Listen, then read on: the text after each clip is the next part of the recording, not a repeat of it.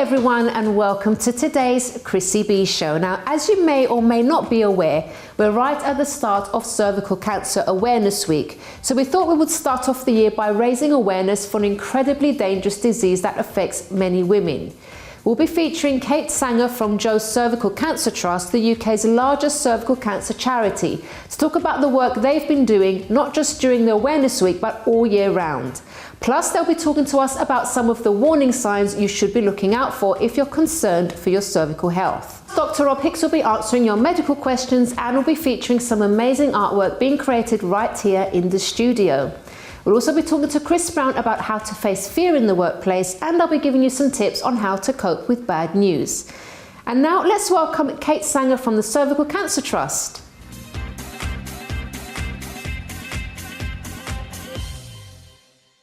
Joe's Cervical Cancer Trust is the only UK charity for women affected by cervical cancer and cervical abnormalities. So we're there for every woman at whatever stage of their journey, 24 hours a day, 7 days a week. And that includes women who have been invited for their first smear test and they might be unsure about what a smear test is or what it's for, if it's relevant for them, right up to women who are going through treatment for cervical cancer.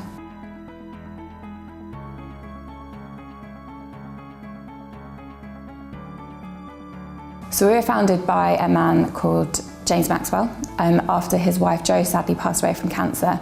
Now when Jo was going through cancer, she realised there was nowhere really around where she could get the support or information that she really wanted. So after she sadly passed away, her husband set up the charity in her name, and we've been around since 1999.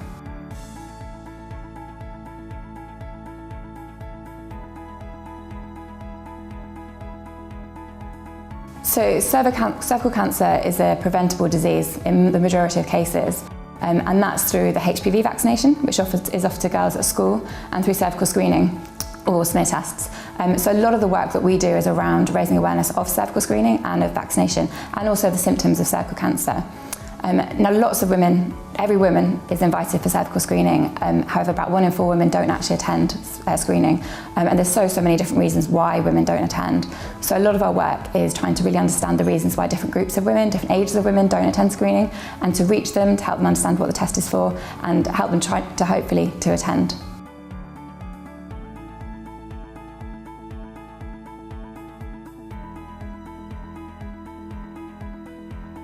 So there is no one reason. The barriers to women going for screening or for smear tests really depends. For young women, they might be often embarrassed or don't understand what the test is for. Some simply forget or just think they'll get around to it later. And others will just think it's something for older women or it doesn't really affect me, it's not that important. For older women, some women just think that it's for younger women, or they think they've been with the same partner for a long time, so it's not something that's relevant for them. Or they might think it's painful or be afraid of the results. Then you have lots of different reasons. You have cultural reasons, you have people who just don't understand what the test is for. There's so many reasons, and also you have your test done at GP, and we all know it can be quite difficult to get to a GP as well, or to make appointments, especially people who work. So there are so many different reasons, which is why it's quite a big job to ensure we're trying to encourage attendance and reach all the different women to try and overcome the barriers that each woman faces.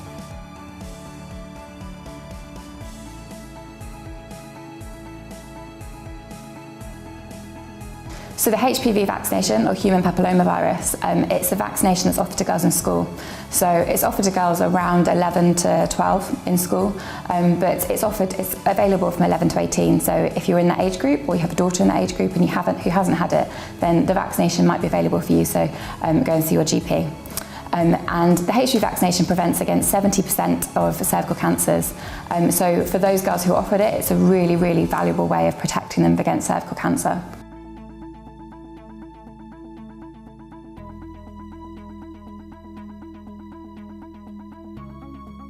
Well, to prevent cervical cancer, we have 2 incredible programs. We have the vaccination program and we have the screening program. Both are really, really effective. The screening program alone saves thousands of lives a year. Yeah. The most worrying thing is the fact that the number of women taking up their screening invitation and the number of girls taking up their vaccination is actually falling.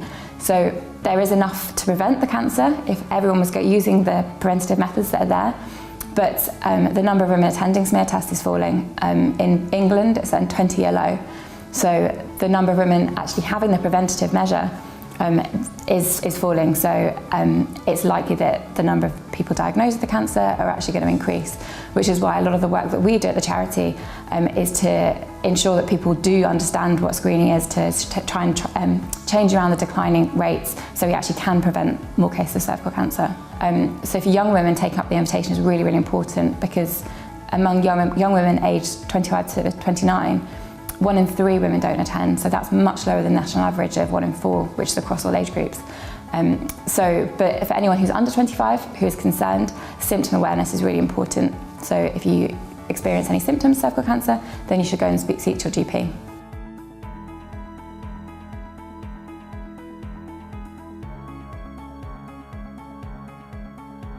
So Cervical Cancer Prevention Week is a national awareness campaign, and it runs from the 22nd to the 28th of January. And we lead on the activity in the UK, and it's a fantastic time to ensure that as many women as possible understand what cervical cancer is and how it can be prevented. The theme of the campaign this year is reduce your risk, because reducing your risk means taking up the vaccination if you're offered it, it means going for your smear test, it means knowing the symptoms and completely knowing how to reduce your risk of the disease, and also passing the message on. So talking to your mother, talking to your daughters, talking to your grandma, your friends, your sisters, as many people as possible, to ensure that as many people know all the different ways that we can reduce the risk of this disease.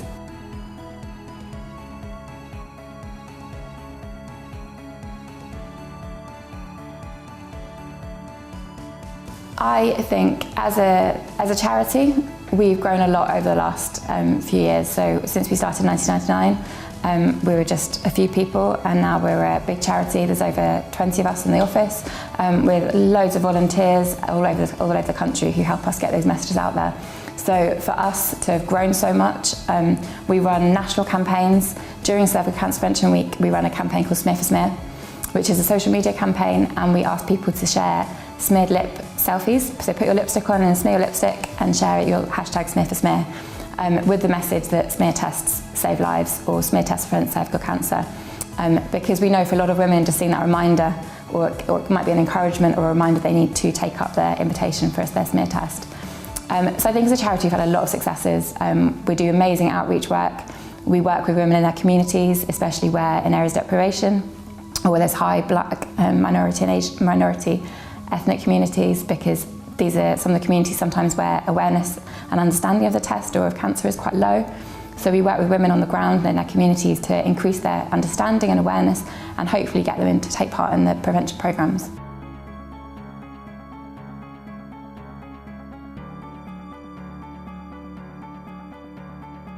The future for Joe's Cervical Cancer Trust, we hope to keep on growing. Cervical Cancer Prevention Week is a really big time for us, where we get out and about as much as possible. We have working with hospitals to ensure that they are signposting their patients to us, that people in the hospitals know where we are and know what we do. We work with as many celebrities and bloggers as people as possible to get the word out about cervical cancer prevention. And we've got lots of other really exciting campaigns coming up over the year. We want to raise awareness of symptoms. We're going to be doing a lot more work around the vaccination. We've launched some lesson plans with the Teenage Cancer Trust recently, and that's for schools to get the messages out from a young age again about the vaccination and about HPV and the role of HPV in cancer, and how young women can start to reduce their risk from a really young age. So I think 2018 is going to be a really exciting time for Joe's Cervical Cancer Trust.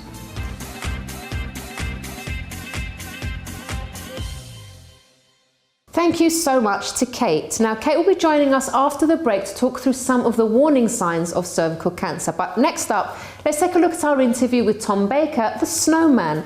Tom creates amazing artwork using fake snow, and he'll be creating a very special Chrissy B Show artwork for us at the end of the programme. Before that, let's hear him telling us why he does it.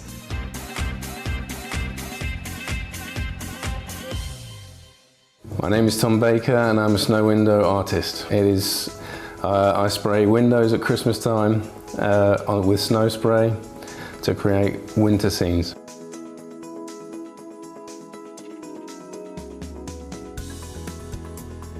It's purely a Christmas time decoration at home, and it escalated from there over the years.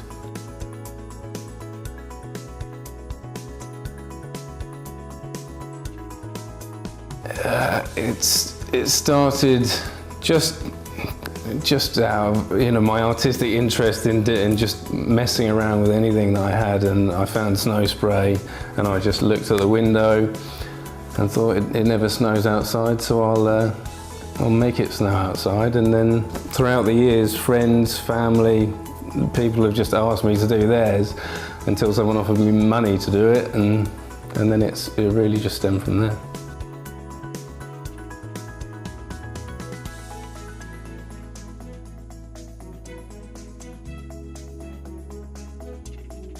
I have all kinds of businesses. I've done car showrooms, a lot of estate agents, hairdressers, houses. Last year I started doing a bit more high profile. I had the Chris Moyle show on Radio X and Jamie Oliver's house as well, so going up.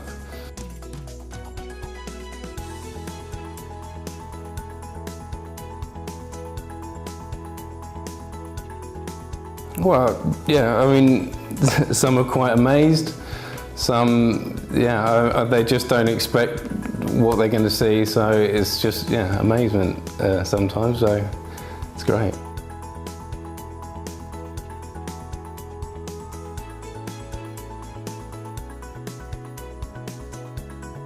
Yeah, I've watched people walk past windows as I'm doing them or after I've done them, and kids, old people, all kinds of people, they react to it, and it's amazing.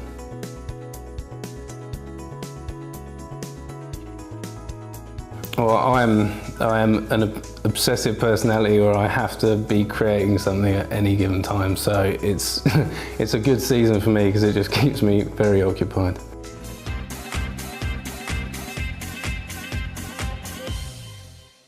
Thank you so much to Tom there, and watch out for our very own snow artwork later on in the programme. Plus, Kate Sanger will be back on to talk through some of the warning signs for cervical cancer.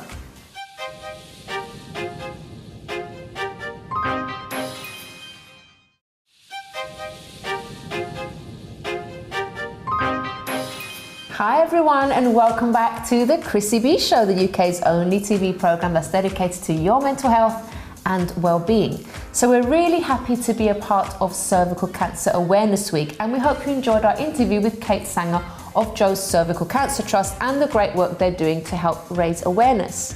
We also had a few words from Tom Baker, who makes amazing winter window art actually, and he'll be making a great piece just for the Chrissy B Show later on. And now it's time to get back to Kate to talk about some of the warning signs of cervical cancer.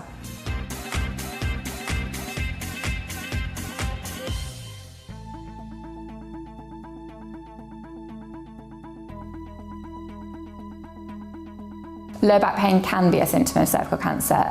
It's really important to remember that there are so many other things that it can be associated with. However, if you do have it, especially in conjunction with any of the other different symptoms, then do go and talk to your GP.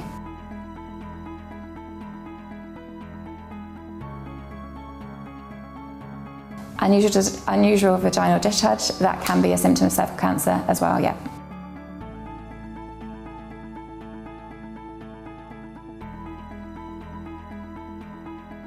Yes, so for women who are postmenopause, unusual bleeding, and for most women, you know what's unusual as well. So keeping an eye on your normal bleeding, and especially during your periods and between periods, and so remembering what's abnormal for you. And if it is abnormal, then go and seek your GP.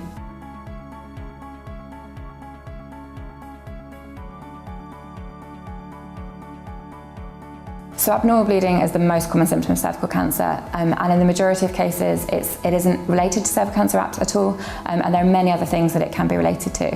However, if you are experiencing it, then it is important to go and seek your GP, especially if you're experiencing it as well as some of the other different symptoms. But again, it's really important, don't be worried, because it probably isn't cervical cancer, but it could be, so do go and get it checked out.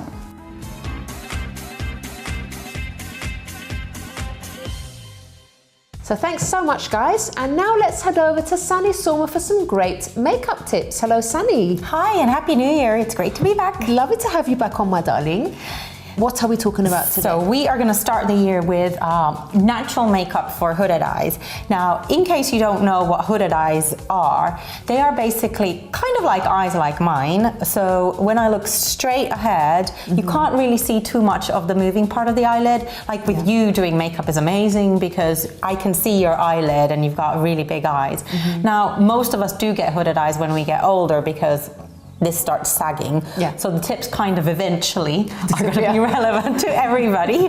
But some people are just, it's just a different kind of eye shape. It's not a defect or anything like that. But embrace your natural beauty, exactly. everybody. Yes. But because of the fact that the lid is kind of pressing a little bit on the eyes, it can make you look tired. So with makeup, we can change all of that. Okay, lovely. So the number one thing is starting with great brows, and you've got great brows today. So what I like to do is the brows kind of frame the eye more or less. So in order to get the great brow, I brush the brow hairs down. Now this seems completely counterintuitive, but I brush them down and then I go in and just a little tiny bit. I've already done your brows, so I'm not going to redo them now, but you trace the upper line of the brow, and then when you brush them back up, you kind of have a very natural line under the brow, and then just the arch is kind of defined, and that's like opening and lifting your eyes. I would definitely recommend always going for a professional, like your brows today. We talked about your brows backstage. Going for a professional to have them done. Now the other thing is, so when your eyelid is quite big and it's more protruding than your eyes, people have a tendency to kind of put shimmery tones, but actually what you should be using is a taupey tone, kind of like a medium matte tone, and that shades the lid a little bit. Don't go all the way into the eyebrows, but that kind of counteracts the fact that the lid is protruding and your eye is receding. Often, for example, let's see, these two shades, Champagne and Nude, often people use kind of very shimmery shadows on the lid, and that is the number one tip. Well, it's number 3 in our tips, but it's the number one tip. Is you're going to get told this in magazines, you're going to get told it in YouTube videos, all sorts of things.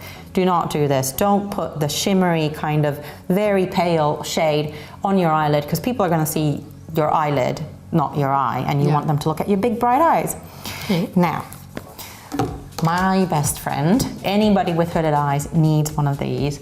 So in order to open your eyes up, you curl your lashes, you wiggle these all the way to the roots. I have mascara now and always do it before mascara, because if I was to do it right now, it sticks, and you could even like pull a couple of lashes out, so it's not safe. But this is absolutely your best friend.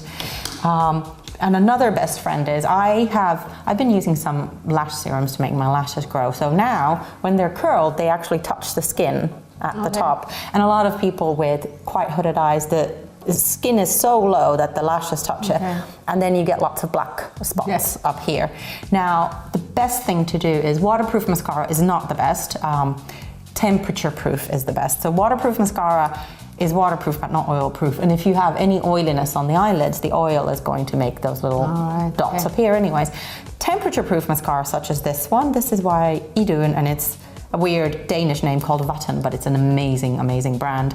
And this comes off in water that's hotter than 38 degrees. So I'm wearing it today, and even if I'm wearing whatever mascara, I just coat the tips with this. It has a teeny tiny little brush, very small. So I can just go onto the tips of the lashes, and then if they touch my skin, it doesn't matter. And my last tip is, if you like eyeliner, like with your eyes, we can go for a really nice liner. If you close your eyes a little bit, like we can go for a thicker eyeliner, so that is not going to eat up onto the lid space, so to speak. But for example, with me, that would eat up way too much of the eyelid, and so I prefer to dot this. It requires a little bit of work, but I actually dot the eyeliner in between the lashes. Now sometimes I'll go for a big liner look if I want to do kind of a 60s thing. But, or you do, and this is going to look a little bit gross, people. I'm just going to lift my lid a bit. the waterline. So that's called the waterline. Underneath the eyelash. Under the eyelash. Yeah. And when you line that, it doesn't take away from your eye, but it does kind of create intensity. Okay, wonderful. Sandy, thank you so much, my You love. are so welcome. We'll see you again next time. Yeah, Yes, absolutely. brilliant. Okay, and if you'd like to know more about Sandy, you can visit our website, chrissybshow.tv, and if you have any questions for her, you can email us on beauty@chrissybshow.tv. Now don't go away, because after the break, Dr. Rob Hicks will be answering your medical questions such as this one. I've recently been waking up in the mornings with pressure in my ears. It's a difficult sensation to describe, but my ears feel quite blocked and irritable. I don't have a cold or flu, and the feeling goes away as I wake up and get on with my day. It doesn't happen all the time, but I've noticed it more recently. Could it be the cold weather? Let's see what he says after this break.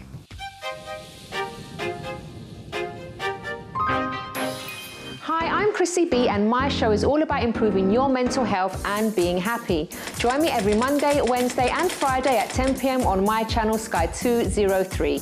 Visit chrissybshow.tv for more information and subscribe to our YouTube channel Chrissy B Show. You can also follow us on Twitter and Instagram at Chrissy B Show, and on our Facebook page, The Chrissy B Show.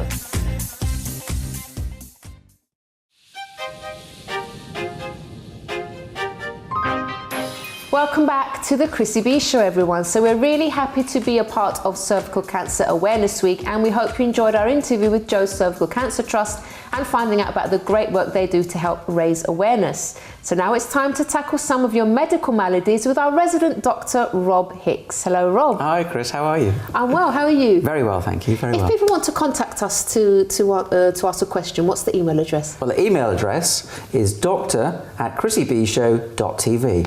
And they can ask absolutely anything. Anything, right? whether even if you think it's embarrassing or personal, Yes. it's important to ask the question, not hold it inside. Yeah, exactly. And we won't read out any names on the show anyway, so you can feel safe to do that. Okay, so we're going to answer the question that I read before the break, Rob. So this person says, I've recently been waking up in the mornings with pressure in my ears. It's a difficult sensation to describe, but my ears feel quite blocked and irritable.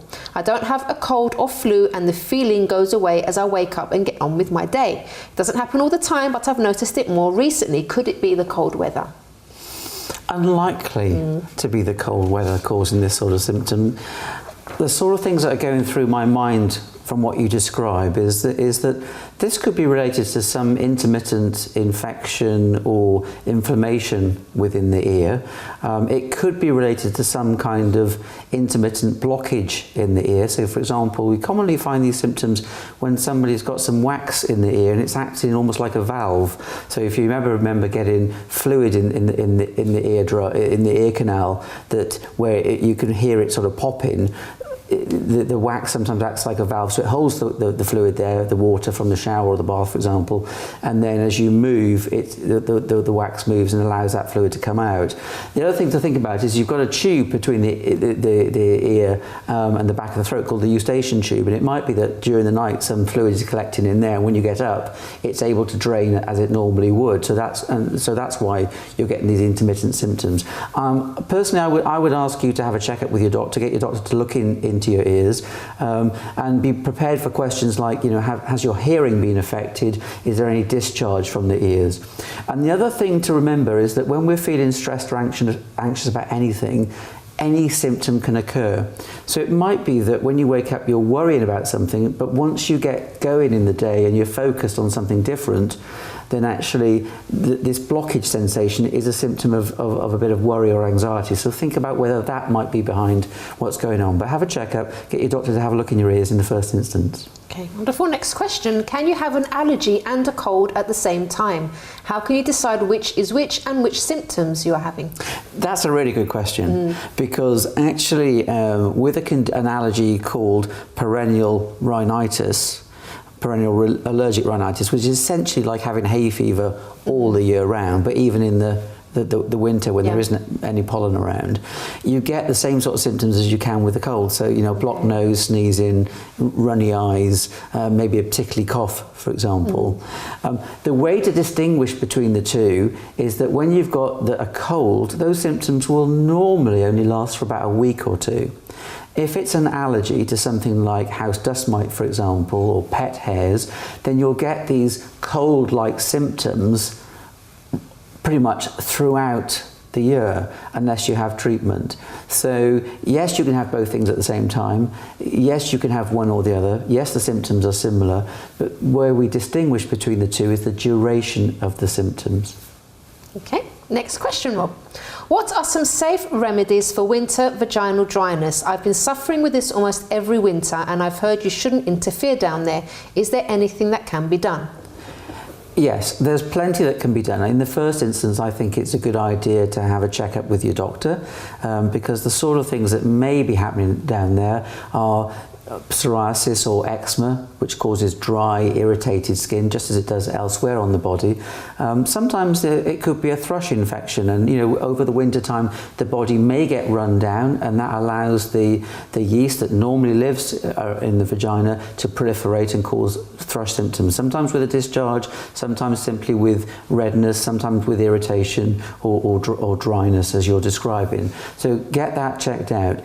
The other thing to think about is, if you've gone through the menopause, sometimes this can be related to a lack of estrogen. So a doctor may recommend the hormone estrogen as a gel or a cream to use down there.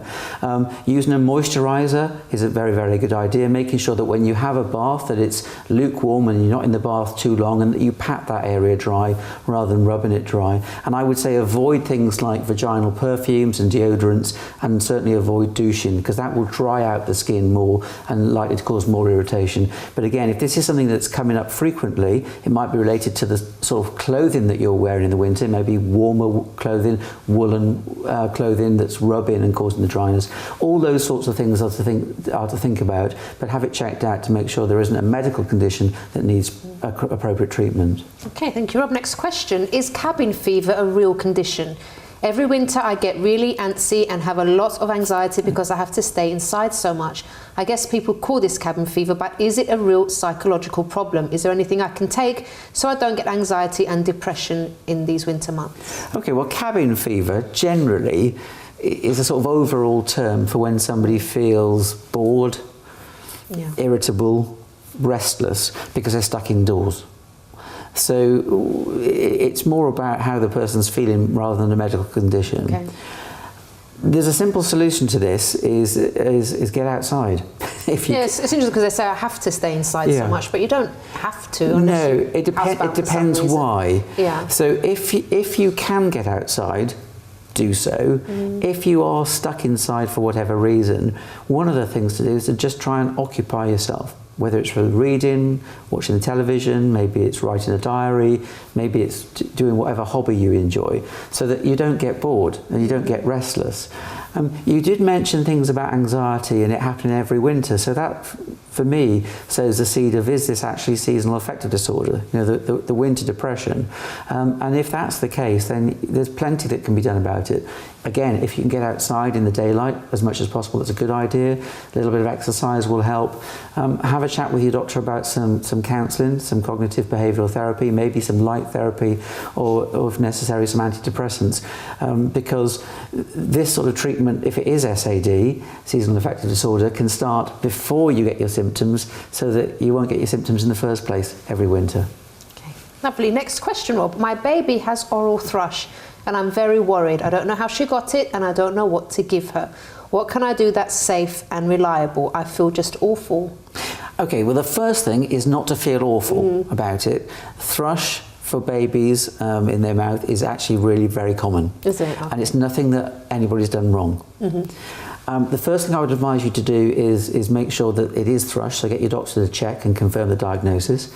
How did baby get it? Well, the yeast that causes thrush lives in the mouth, and babies, because their immune systems are not fully developed, then it means that the yeast can proliferate a bit and cause these white areas on the tongue or on the gums that are characteristic of oral thrush. It might be that you've been taking some antibiotics and that's run your system down, and if you're breastfeeding, baby's got it from thrush around your nipple. But don't feel bad about that. That's just something that happens if you're breastfeeding. So get it diagnosed, and then if it is oral thrush for your baby, your doctor will probably recommend a gel that you can put in baby's mouth, or a liquid that baby can have to get rid of the yeast. It's an antifungal treatment. And they may suggest you have an antifungal cream for nipples as well, because just as you might have given it to baby might give it to you, and you might find soreness and irritation and cracking of your nipples because of thrush, and you'll need that treated. Otherwise, once baby's treated, if you are breastfeeding, baby might just get it back again. But please don't feel bad about it. It's a normal condition. Get it checked out, get it easily treated. Brilliant. Next question, Rob. If you go out in the cold and have cold hands and then run your hands under hot water, could it be bad for you in the long term? I've heard it may have long-term health effects, but I want to know for certain. Okay, well, the first thing about this is, yes, it could be bad because it could hurt. You know, freezing cold hands, hot water could hurt quite nastily. One of the things about this is sometimes it risks developing something called chilblains, which is areas of the skin where in the cold weather, to preserve heat internally, we shut down the blood vessels in our peripheries, so in our fingers and our feet, for example. As we warm up, if we try and warm them up too quickly, the blood vessels can't widen quickly enough, and fluid leaks out of them into the skin, and that causes the skin to feel uncomfortable, painful, it gets red, it gets itchy, and in severe cases the skin can crack, infection can develop, and then ulcers can develop as well, in rare cases. So the way to do this is actually try and keep your hands and your fingers warm in the first place, or actually don't use hot water, use a glove or wrap them in a towel, or use lukewarm water so that they get a chance to warm up gradually rather than too quickly. Okay, and one last question for today, Rob. What's the best treatment for eczema in a 4-year-old without resorting to prescribed creams? My daughter is 4 and has had eczema on her hands and arms for most of her life. We have used prescribed creams, but it does little good as far as itching is concerned. It seems that some of her flare-ups could be caused by some diet elements. Her father also has eczema and still has it severely in the wintertime. Once when she was sick and wasn't eating much for a couple of days, all of her eczema went away. That's why I believe most of it is probably due to diet. I would like some suggestions in terms of what she could be allergic to. She doesn't have any normal allergies to food, so I can't figure it out except for the flare-ups on her hands. Okay, that's quite a complex question, and I think the things that jump out at me at the first place is not to jump to the conclusion that this is allergy related. There are lots of triggers to cause flare-ups of eczema. So for example, if somebody goes down with a cough or cold, and children get lots of coughs and colds during the winter time, then that can cause eczema to flare up. Some children get flare-ups of eczema in relation to wool. So it might be that wool clothing in the cold weather is causing irritation. So there's lots of things to consider. Okay. I would let your daughter be seen by her doctor to get an idea of, to confirm that it's eczema. And then the key to managing this is to moisturise and moisturise as often as you can. And that's not just about putting cream onto the skin, but when your daughter has a bath, to actually put some emollient moisturising liquid in the bath as well, to make sure that the bath, is obviously lukewarm for a child, but that she isn't in there too long. I know kids love to be in the bath, but you have to limit the bath to say 4 or 5 minutes.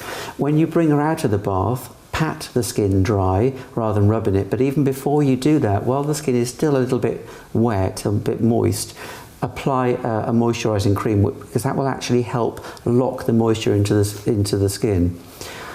You hint about prescribed medications, steroid creams, and I get a feeling that maybe you're uncomfortable with those for a reason. Be reassured that in the dosage that's recommended and the frequency, they're more likely to do good than they are to do harm.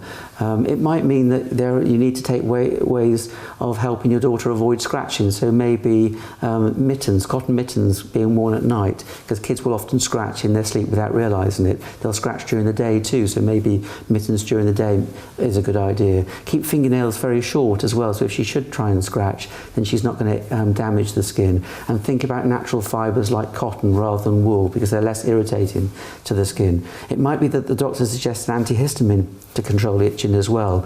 Coming back to your question about allergies, if there might be an allergy component, and it might be related to house dust mite or pet hairs or a food allergy, then ask your doctor whether your child should be seen by a paediatric, a children's allergy specialist, to consider whether allergy testing is the right way to go. Okay, wonderful. Rob, that's all we've got time for today. Thank you so much. Thank you. And we shall see you again next time. You will indeed. Thank you. Well, everyone, don't go away, because after the break we'll be joined by Coach Chris Browne, who'll be telling us how to face fear in the workplace, and I'll be giving you my top tips on how you can cope with bad news. But first, what is the most common day of the week for taking off sick in the UK? Is it A, Monday, B, Tuesday, or C, Wednesday? Find out the answer after this break.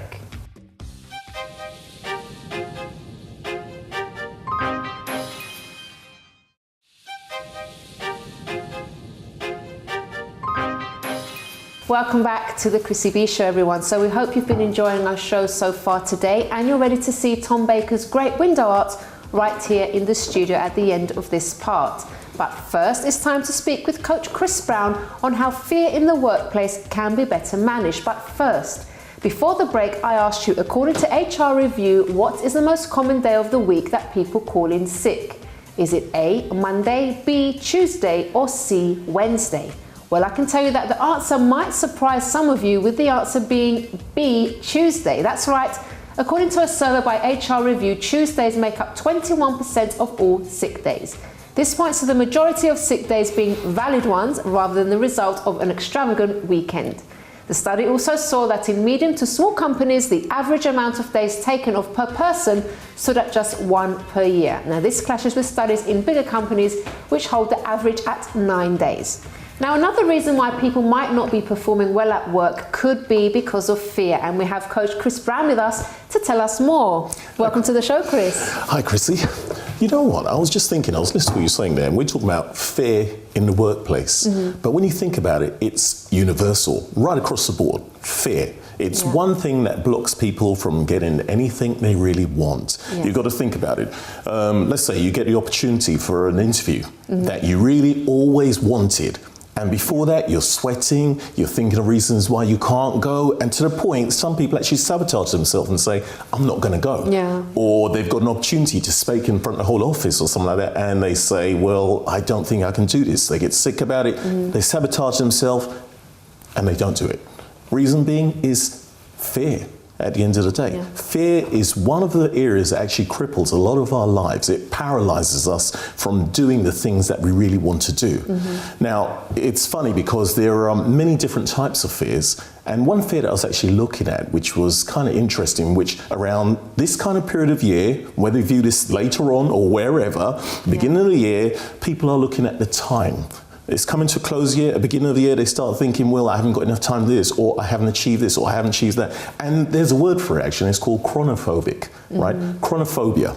And chronophobia is a fear of time, passing time. So we think about, say a birthday comes around and we say, well, look, I didn't achieve this by that time. I didn't do this, I didn't do that. Or I want to do this, it goes one way or the other. And sometimes it eliminates too much in someone's mind to think about the time that's going, time that's passing. Look, sometimes you can actually live for that day and start planning your goals for the future instead, right? Because if you live in that space of time, it's going to, again, paralyze you. It's a sort of fear that stops us. Now, we got to think about it. Why do we fear?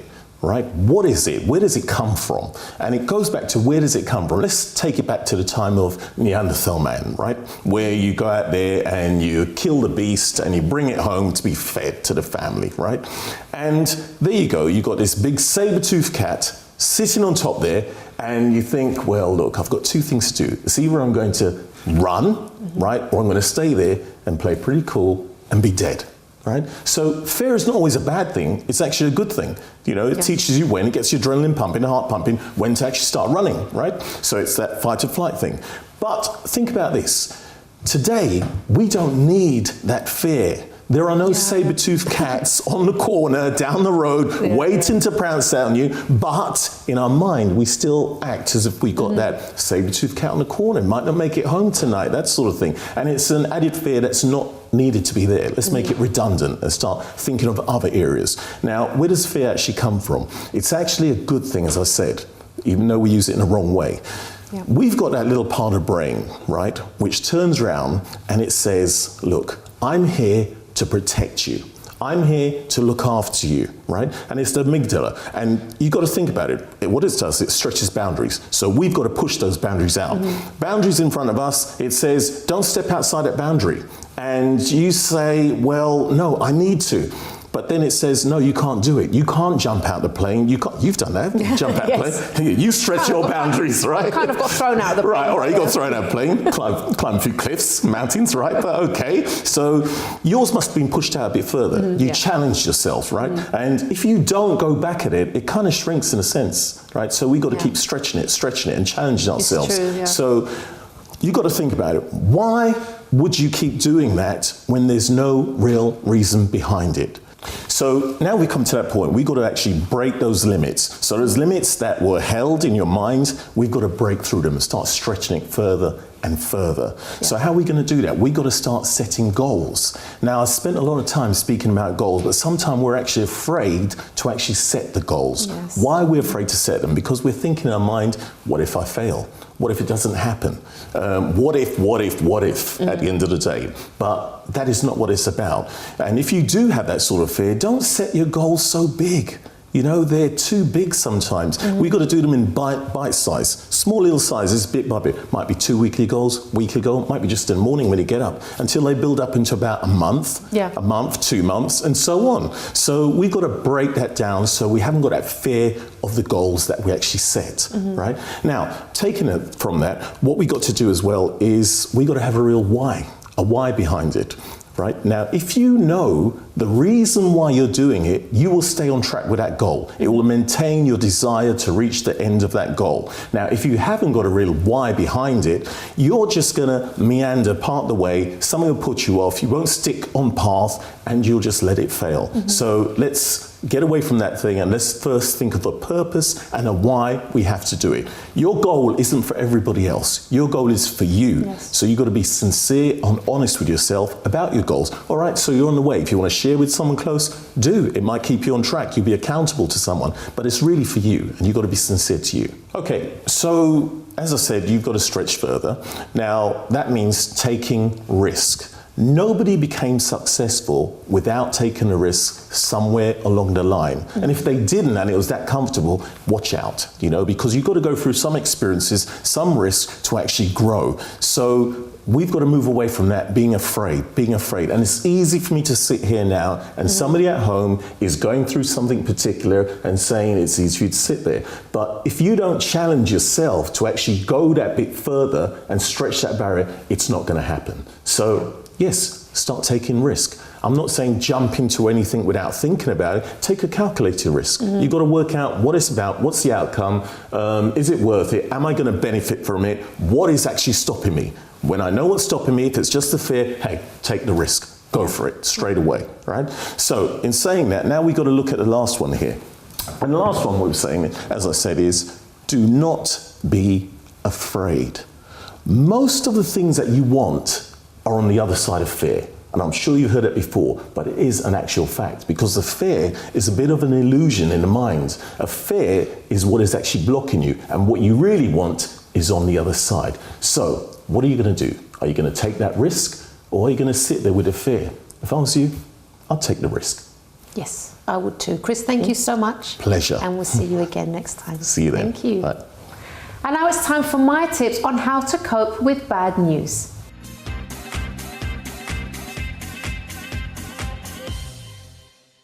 So whether it's a breakup, losing a job or money, an illness, none of us are immune to bad news, and it can be a very scary period. So what do you do when faced with these kinds of situations? Well, the very first one is to keep calm, because panicking is not going to help. In fact, according to Psychology Today, when our bodies are under stress, the adrenal gland secretes the hormone cortisol, and high levels of cortisol can put someone at greater risk of heart disease.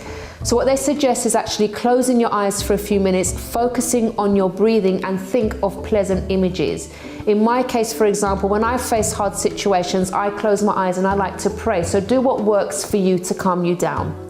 The second point is to remember that you are actually strong. You're stronger than what you think you are, and you will manage. So maybe you've faced many hard situations before and you actually made it, and that shows that you do have an inner strength and you will make it again. So what did you do the last time that really helped you? Just do it again.